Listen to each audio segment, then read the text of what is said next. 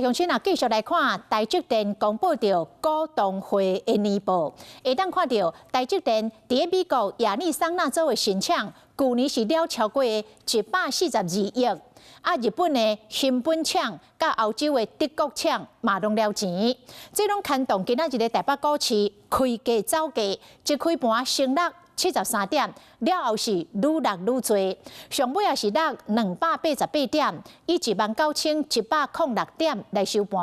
啊，那台积电是落15点，收伫个835块。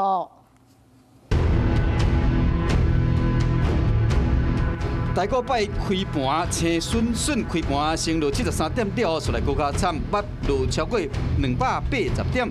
带头的台积电落6块，开伫844块。市场观察，伫顶礼拜是发税会了后，考虑到美国对顶甲半导体关税政策也未确定，市场较保守。尤其是面对于在上个礼拜台电法说会之后，它的股价表现并不如原先市场上预期。那另外呢，就是在这个川普的半导体关税还没有公布之前，不确定性因素仍然是存在。专家讲，金管会实施限空令无限期，也有这礼拜是美国重量级的科技股的财报周，敢会带动股市的量能，还要看市场的反应。市场一听到这个子公司亏损，那当然产生惊吓而重挫。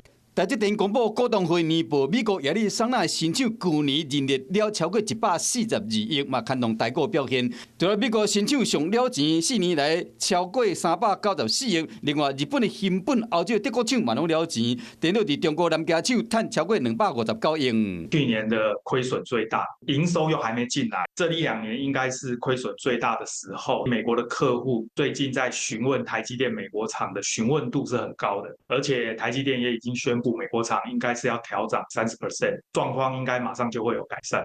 专家嘛讲，短期内了钱难免，不过长期来看，量产依然有利润。有关美国半导体关税加美中的关税战，依然是观察的重点，牵一发动全身。